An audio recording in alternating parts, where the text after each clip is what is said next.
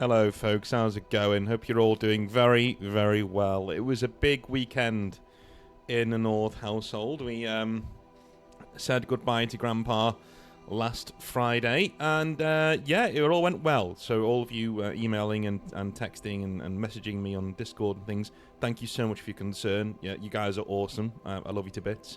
And yeah, it went well. My speech went down really well. I had a lot of people complimenting the speech, which was awesome. A lot of people I've not seen in a while, which is great. And we did Grandad a really good service, and we did him proud. So that's all. In a weird way, it feels. I kind of feel guilty because you're just relieved that it's over. And it's like, okay, that's done now. Okay, we can move on, sort of a thing. But it is one of those things been hanging over us for years now of his declining health, and it hasn't been great to watch. You know, he wasn't a well man at the end, and it wasn't nice to see somebody that you love that much go through what he went through. But it's over now. He's at rest, and the final hurdle was, of course, the funeral and getting all that done. But it's done, and yeah, we had a good time. So I think. Also, Everton new stadium on Sunday did really well. We went to see WWE on Saturday. That also went really well. So very busy weekend in Casa North, but everything went well and we're all having fun. All right, let's move on to our hobby nightmares with our first one of the day from Mitch. How's it going, my dude? He says, "Greetings and salutations, North. Please call me Mitch. I stumbled across your channel and decided to share my story. Here is a hobby nightmare where I am in fact the nightmare." To an extent, I love these ones. I love it when you're the villains. But read to the end to understand why I did what I did. Okay, there's context. And I do know the subject situation since we talk regularly now and have been friends for over 30 years. The names and certain details have been changed for privacy. Please drink your delicious brew as often as you need. Thank you. Some backstory. I have 3 friends named Brad, Tom, and Keith. Tom and Keith are brothers, and Brad is their cousin. This story involves all of us, but the events happened to Brad. The 4 of us used to play a tabletop minigame called Hero Clicks in the early 2000s. If you or your viewers have not heard of it, I call it a poor man's Warhammer. All stats were on the base of the figure, and they were pre-printed and pre-painted. All you needed to do was buy the packs and play. I ran tournaments every week, and Keith, Brad, and Brad's brother Mike would play. Brad would win regularly when it was just those 3 and win the prize for sportsmanship, decided by a vote. Because he would bully the other 2 if they won by threatening not to bring them again. And after I found this out, I started picking the winner of the Sportsman Award myself. Dude, this guy's a bit of a snake. When outside, people started playing. Brad would lose regularly and get angry to the point of trying to get me kicked out of the gaming store by complaining to the store owner and even accusing me of stealing the prize support. I found out that last part 20 years later. How old is this person?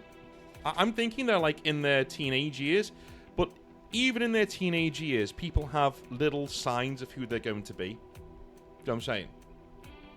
There are absolutely little signs of who this person's going to turn out to be, in my opinion. If you're in teaching, you'll know what I mean. Okay? There are kids out there who you look at and you go, ugh. Kid couple, you're just going to be a nightmare. Anyway. Now let's get to the current situation. Okay? After I stopped running games in 2005, back surgery, new kid, I got tired of Brad's crap, etc. We drifted apart. But in 2023, Brad contacted me because he had hit a really low point. Since I had gone through similar issues, I connected to him to help him through. This got me into contact with Tom and Keith again as well. Okay, I've seen this happen a few times in Hobby Nightmares and maybe once or twice in life to other people around me, but when somebody is a bit of a nightmare when they're younger and then life kicks them square in the balls and they reach out honestly and say, listen man, I know I was, a bit of a dick, but I need help. That's cool. Like, I like it when life turns around and says, listen, man, you need to book your ideas up. The universe, I'm a big believer in the universe. I'm a big believer in it giving you what you need when you need it. And sometimes your medicine tastes bad Do you know what I mean? Sometimes the medicine you get tastes really awful. But sometimes you need it. That's why it's called medicine, right? And you reach out to people like Brad's done here and said, listen, man, I need help. Because I'm not doing very well. Let's see if it works out for them. Now, let's get to the current situation. Okay? I punished Tom, Keith, and Brad by introducing them to Warhammer 40k. I brought all 3 of them their own combat patrol for Christmas so we could play. Okay, yeah, I punished them by buying them expensive models. Okay. This led to a weekly game that even my older daughter joins in when she can, but Brad, again, was always an issue. He would argue every rule, complain loudly about his dice rolls, ignore the game and play on his phone when it wasn't his turn, act angry towards my daughter when she would play. Don't worry, she can take care of herself. She works a security job at a pub and gives it right back, etc. All the things he did back in the days of HeroClix. I got tired of this rather quickly, as did Tom and Keith. My daughter was loving it, making comments like, well, what's he going to do? I deal with bigger people than him and have their asses on the ground. I'll do the same to him. Okay, alright. Okay. I'm not a fan of female bouncers. Controversial topic. So back in the day, as you all know, when I was in my late teenage years, I worked in bars, as many people do in the UK. You do bar work, I think everybody should do bar work or hospitality work to build character. I really do. Like, you should have to do it.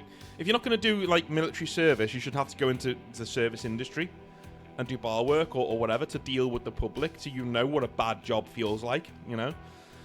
Anyway, the bouncers that would always cause the issues were ladies, were females, because it's like they had a chip on their shoulder, they had something to prove, right? And when you're dealing with the general public, that is not a good attitude to have when you're the person in the position of power. Because if you're a bouncer, you're generally bigger, you're able to throw people out and manhandle people. And there were female bouncers who would go above and beyond and would just, like, instigate things. They would try and wind people up and then shove them around. And, of course, they're protected because, you know, they're women. A guy is not gonna swing for them 9 times out of 10, right? And they would play on that, and that they would try and bully people, and they would get talking tos all the time by their other bouncers. That comment your daughter just made there is atypical. It's atypical. Well, what's he gonna do? I deal with bigger people than him all the time, and I throw them on the ground. I'll do the same to him. It's like, dude, calm down. Like, it's a game of toy soldiers, okay? But that is a atypical female bouncer attitude. And I've always said it, if I ever got my own bar, I'd vet the bouncers and they would all be male. All be male, all very tall. That's it. That's it. That would be my qualifier. I don't want short bouncers. No. Because I know you can probably fight, mate. It's the visual that I need. I need a visually intimidating person. I'd rather have a gentle giant who will defend himself when pushed and has good awareness of his surroundings and good judgment than a little short, amazingly tough dude who can actually fight and do all that. Yeah, I don't need an MMA fighter as my bouncer, thank you. I need someone who's going to calm things down and get people out if they're a danger. That's all, right? And I'm telling you now, dude, like, every single time we had an issue, every single time, you know, the bouncers got into trouble, it was a female bouncer. It may just be me. It may just be me. I can only go on my own life experience.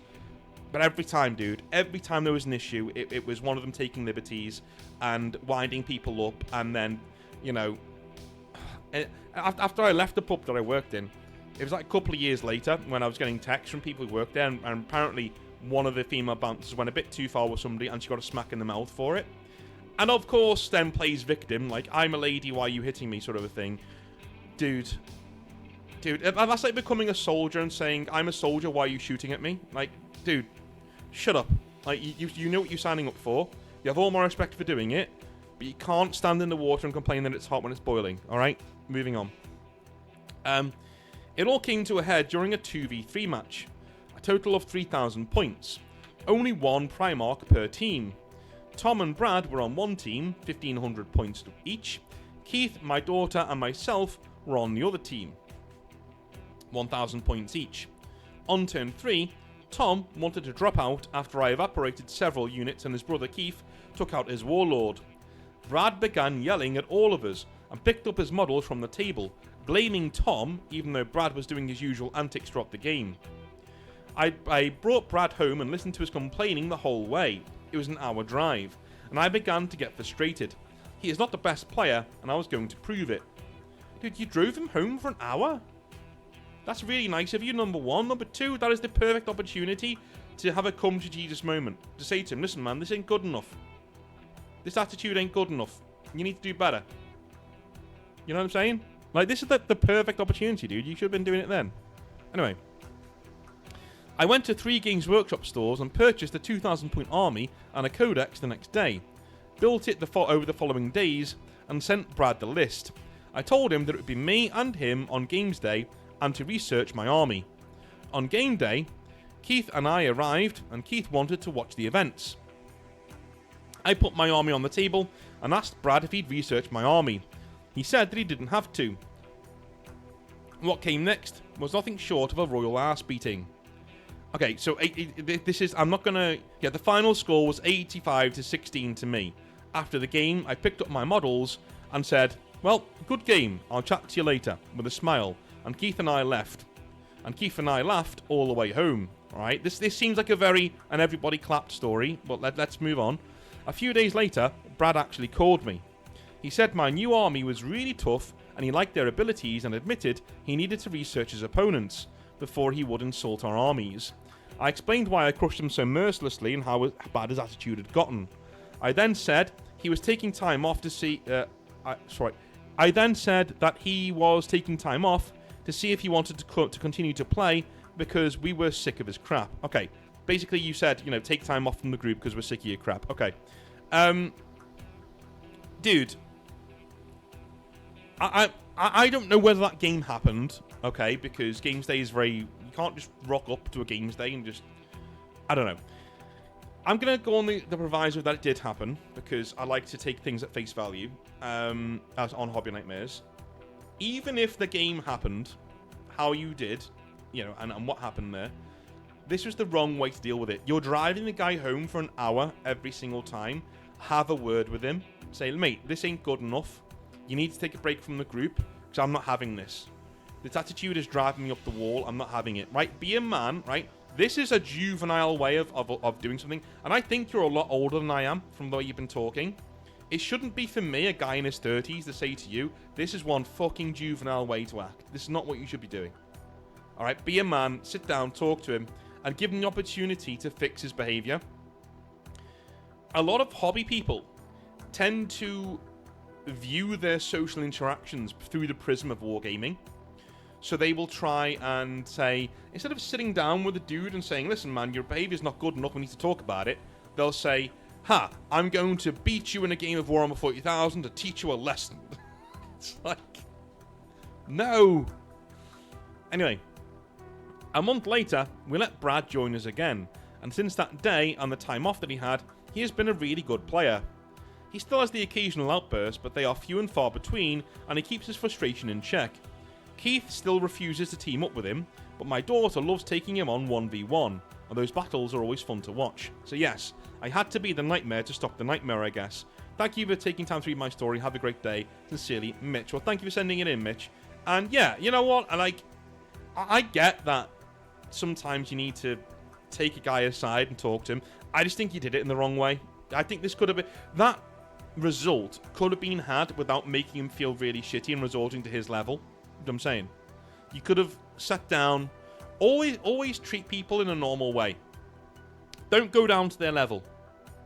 Okay? Never go down to their level. His level is being a troll in wargaming and being an idiot. You went down to his level and you out-trolled him. Now, whilst it's very cathartic to read out, I guess, it's also not the right way to deal with it. You don't do that, right? You remain an adult. Be very clear on your intentions and be very clear on your standards of behaviour. And you can't go wrong. Because even if they don't then go for it, if they don't listen to you, fine. Move on. Do something else. Alright. Let's go for our next one. And it is from... I don't think you've given me your name. So, I'm going to say Bob. So hi Bob. He says, hi North. Thanks for reading this out. No problem. I have been a wargamer for over 10 years on and off, going through 2 40k phases along with a variety of historical periods. After just selling off my whole 40k and historical collection, I am left with some Frostgrave minis and some stuff for Dead Man's Hand or other Western rules. The downsize has given my hobby rooms some breathing space as I seek to more focus my attention to only a few time periods and rules. Yeah, this is like a this is a very, you know, adult way of doing your wargaming, right? Eventually we all come to this point where you've got to downsize. I had to do it. You know, I've got a few 40k armies now, and that's it. Anyway, my email to you today is about a hobbyist we shall call Pete. Most of the stories about Pete I actually know through a family friend of his, whom we will call Trish. I'm imagining Trish Stratus.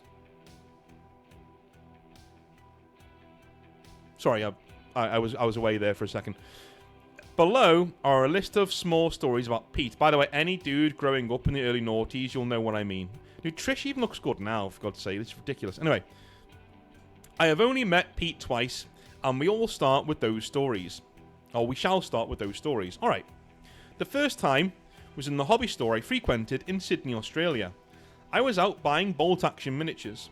I was collecting a Soviet army at the time and looking at my minis by Warlord and Plastic Soldier Company.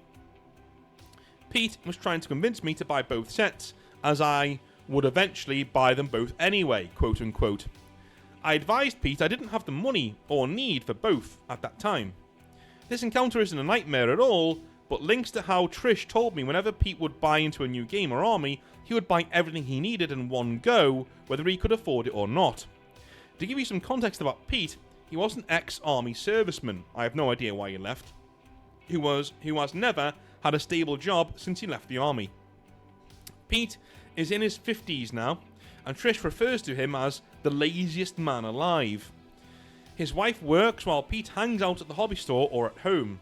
Pete uses the money for bills and the mortgage on miniatures, paints, Black Library books, etc. When asked about this by Trish, he replied, well, you have 20 years to pay the house off, you know, doesn't have to be done in one go. Or, when it wasn't paid, what are they going to do, throw us out? It seems to me he doesn't really understand mortgage or banks. Okay. I'm going to be honest here. I've known dudes like this.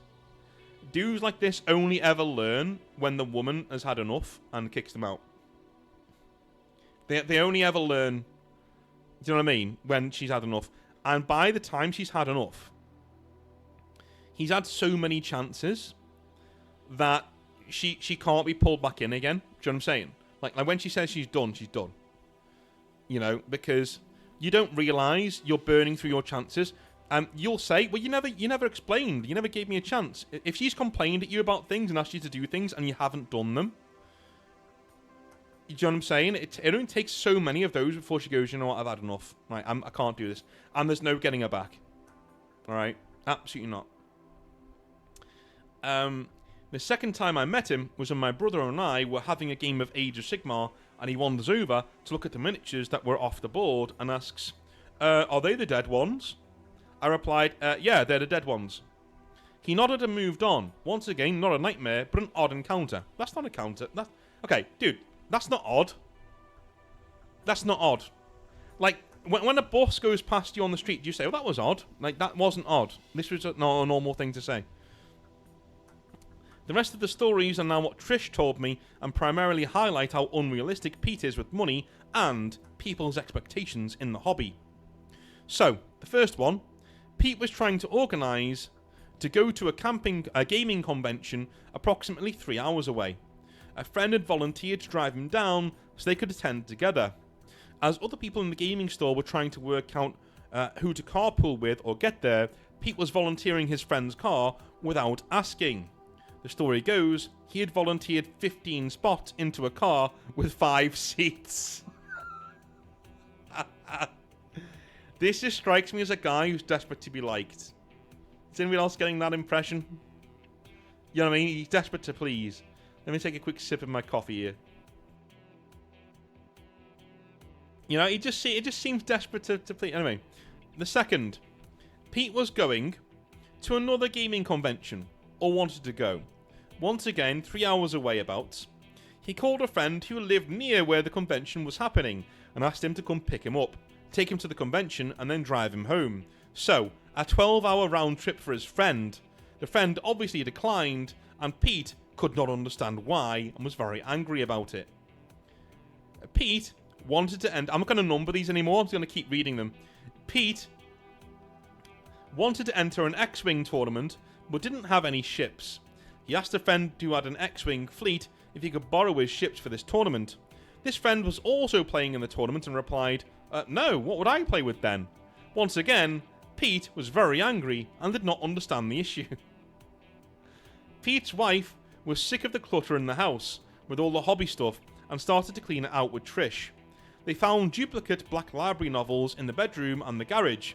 When asked about this, Pete replied, I have one for reading and one to keep pristine. I have never met or heard anyone doing that with Black Library novels. From what I understand, they were not the ones with limited edition covers or anything special, just the basic novels. Okay, I think this guy's got some undiagnosed things going on, and because he's older, he's in his 50s, he just never got them seen to, right? Now, this is not an excuse for his behaviour. This guy's just a prick.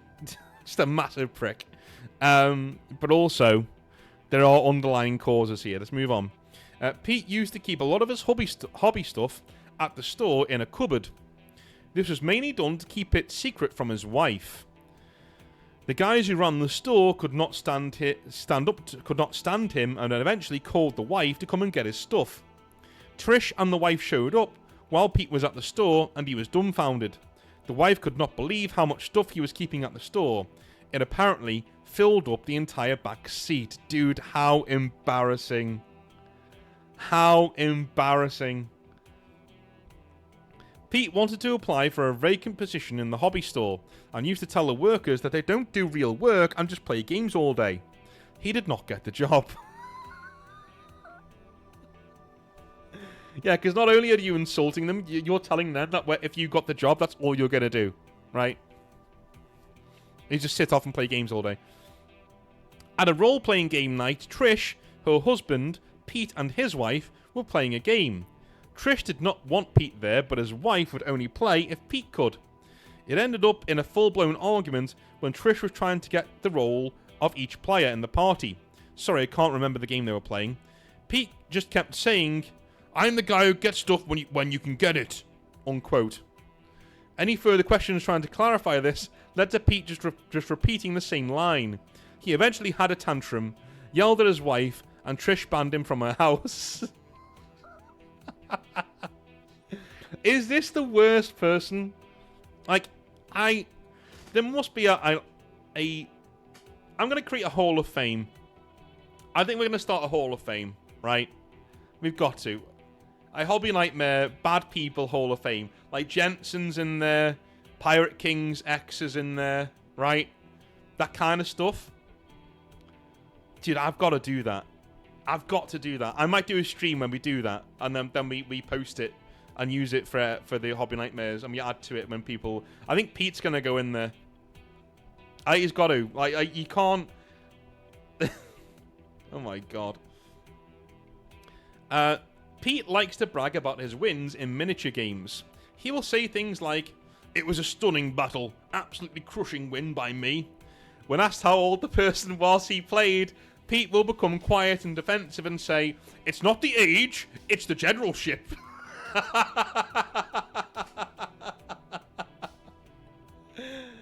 Yo, there's always that moment in Hobby Nightmares where somebody goes from being so bad to being endearing again, right? We've hit that point. We've now hit that point. Alright? It's not the age, it's the generalship. Further pressing will eventually usually lead to him saying meekly, they were 12 or 13. No, sorry, man. It's the other way now. It's gone the other way. I like Pete now. He's still going in the Hall of Fame, but like this, he's so bad he's funny. Pete does very little around his own home, shock horror. For example, their toilet was described as filthy. When Trish asked Pete why this toilet had been filthy for so long, he blamed it on his wife and said, she doesn't want me to clean it. When the washers in their taps had to be changed, somebody had organised a plumber who was going to come up on his way to play a game of football to stop by and show him how to do it. Why a 50-year-old has never changed a washer, I don't know. Anyway, this plumber's only rule was, I'm going to be there early, I have a football game on, and he needs to be ready for me to be there. The plumber shows up early on a Saturday morning, banging on the door. Pete shows up half asleep and says, oh, give me a sec, I have to make coffee and have a shower before you come in. Plumber replied with, nah mate, I'll be going, thanks. When the plumber got into the house, he changed one tap and said, see what I did? Okay, now you do one and I'll watch. Pete replied with, nah, you're okay, you can do all of them. Alright, Pete was once playing Trish in a miniatures game. Why is she back playing with him again? I believe it might be Infinity. Trish had never played before and was asking about the movement rules. Pete was like, nah, you can't do that, to one of her questions about asking us about taking a certain position or point on the map. A few turns later, Pete did what Trish had done, and she stopped him and said, wait, you told me you can't do that. Pete replied with, yeah, well, I wasn't going to tell you everything, was I? Oh my god. Okay. There are good people watching Hobby Nightmares right now who don't have this many friends. Do you know what I'm saying? There'll be good people right now watching Hobby Nightmares who have like 2 really good hobby friends that they play with. This Pete dude's got like 5. Like, you are either the most understanding people on planet Earth, Pete isn't that bad, or a mixture of both. Do you know what I'm saying? Because why would you keep coming back? You know what I mean? This is the last one. At a job he kept for a limited amount of time, he was tasked with unloading delivery vans that showed up at the back of the warehouse. On his first day, he started to unload a driver's van one box at a time, walking it over to where it had to be stored, and coming back and doing it again. Eventually the driver said, there is a pallet jack there, you can use that if you want. Pete replied, nah, I'm alright, oblivious to how much time he was wasting. No, he knew, man. Oh, he knew. Everyone's worked with a dude like that. He knew what he was doing. Anyway, North, this is the many stories of Pete, a man of what seems to be many issues, one of which I think may be some gaming addictions, impulse spending, and all-around motivation issues. Thanks for reading. Sure, let's go with that. I think he does have some issues there, man. He's definitely got some issues. Doesn't excuse his behaviour. Giant prick. He's going in the Hall of Fame. But at the same time, you know, I think there is some shit going on there. There has to be. Moving on to our final Hobby Nightmare of the day. It's from Sharky. How's it going, dude? He says, good day, Mr. North. Please refer to me as Sharky if you choose to read this email. Well, I have done, so hello. I've caught wind of your channel a few months back as I started to get back into Warhammer 40k. I started in 2001 during 3rd edition, when the Tau were new and before Necrons were on the tabletop. This is a bit of a nightmare, death by 1,000 cuts, but with a happy ending, alright? I played for about a decade, getting rides to neighbouring areas for gaming as there was nothing around me.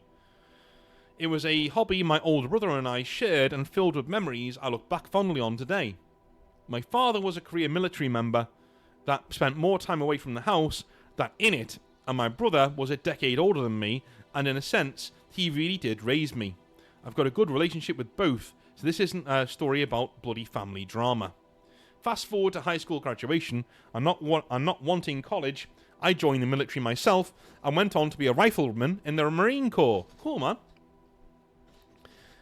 Quickly, I became engaged to a girl from my hometown, and thinking myself smarter than my peers, I waited until after my first deployment to get married. Oh no.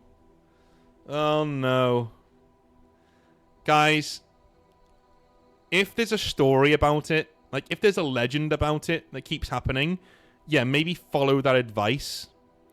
If you're a military dude, don't get married. I'm telling you now, do not get married. You don't need the distraction. It's bad enough as it is. It's taxing enough as it is without you worrying about what she's doing at home. okay? Have your wild years whilst in the military. Go out there, sow your wild oats, right? Dude, you're a fit soldier in a uniform. Take advantage of that. You know what I am saying, okay? You're that dude who walks into a bar and every woman goes, testosterone, I can smell it. Where's that coming from, right? That's you, okay? So don't get married. Don't get married. Have fun.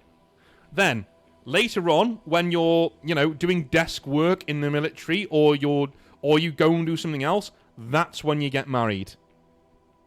Okay? That's when you do it. At least for your first couple of years in the army, man, you don't get married. Like, go wild. Go with the lads. Go out, have fun, right? Do all that shit. And then, after a couple of years, once you settle down, then look at getting into a relationship and getting married. Anyway. Where I was stationed, there was let's see if it works out for him, shall we? Where I was stationed, there was a small hobby shop with a very active community. So when I had the chance, I got my old army from my childhood home and brought it back with me and looked forward to hobbying again.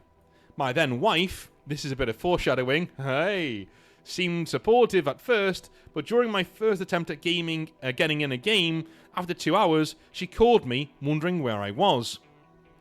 A bit frustrated, like a good boy, I apologised to my opponent and packed up my army and went home. I thought I could still put in some time with the hobby painting as my apartment had a spare bedroom. Long story short, she didn't like the desk being so far from the sofa, as this was where she'd like to spend most of her time, and this part of the hobby began to quickly die for me too. Yeah, but at the same time, man, you're a soldier who's away most of the time, so can you really blame your wife for when you get home to being like, hey, do you mind if we spend some time together? Like, I'm kind of on her side here. You're trying to burn the candle at both ends. You're already asking a lot from a wife, a stay-at-home wife, for you to be in the army and not be around. Okay? To then be in the army, not be around, and when you get home, you want to do models all day? Like, that's... I'd be pissed too. I'd be like, dude, shit or get off the pot, right? Do you want to be in a marriage, or do you want to play with toy soldiers? Sounds harsh, but... So man, like I'm kind of on her side here. I bet you didn't think I would be, but I kind of am. It doesn't mean she should cheat on you or anything, by the way. I'm not saying that. I'm wondering if that's going to happen. But anyway, let's move on. After the birth of our first kid, my hobby time altogether was dead, replaced with take the baby, and I've had her all day, I need to decompress. It didn't matter how far I ran, how long we had to hike that day, or what level of physicality demanding task I had that day. This isn't to say I resented this time. I loved playing with my child, of course. I did, however, voice my frustration of limited sleep taking care of the baby in shifts when I had worked 12-hour days and she was a stay-at-home mother. Okay, yeah, now I'm more on your side. Yes, okay. If she's not got a job and she's literally at home all day, with the baby... Yeah, you're a soldier working 12-hour days. Fine. Okay, now I'm kind of more with you. When my contract came to an end, my body hurt every day, and the wear and tear of military life was beginning to take its toll on my health. Arthritis, degenerative disc disease, exposure to loud sounds daily. I had had enough and decided college was a good alternative. Dude, that's the best decision you've made. Because, again, it's not palatable, dude. They're not combinable. Being in the military and doing what you're doing, you're going a million miles an hour. It's very rare that a marriage survives the military. It's a known thing because it happens so often. Sometimes the universe and people around you just know more than you, dude. And you need to take that on board. I know you're past this now, so it's not really good for you. But everybody else listening to this, alright, if you think about going in the military, okay, do so. But keep your independence. Just for now, keep your powder dry. Keep your independence. Have fun, at least for the first couple of years, and know where you're going to land in the military. Once you know where you're going to land, then you can look at your future. You know what I mean? Anyway, I spent 5 years earning an engineering degree and working part-time after completing the first 2 years. To add to the contradiction that is my ex-wife, She went back to work during this time and would get home from 8 hours of work and be too exhausted to play with our kid. Things definitely didn't get any easier when we had our second kid, and definitely not any better when we had our third. Dude, there's an issue here and you keep having children with this woman. Alright, get off her.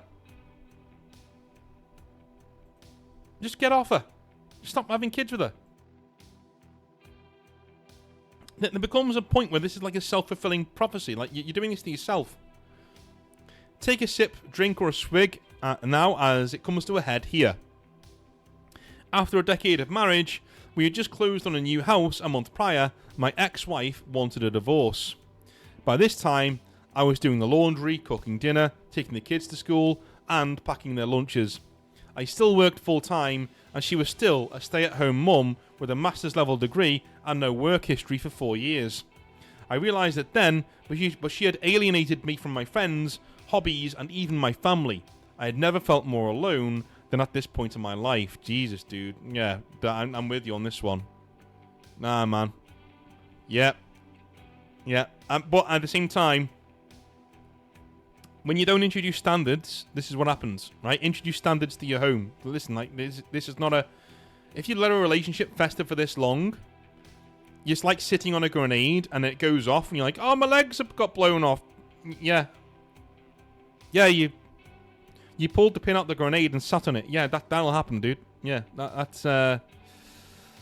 Yeah, I understand you might love this person. She's the mother of your kids, but, you know, she was going to do this eventually anyway, so... It's better you ripping the band-aid off and getting on with your life. Anyway. Now to the happy bits. I maintain close to 50-50 custody of my children and a great relationship with each of them. When I started dating again, I made it clear that I wasn't looking for a new mother for my kids, but instead, somebody who just made me happy. I celebrated my 3rd year of dating an amazing girlfriend, and I began looking at rings recently for what will likely be an indefinite engagement. The kids have started referring to her as a stepmom of sorts already.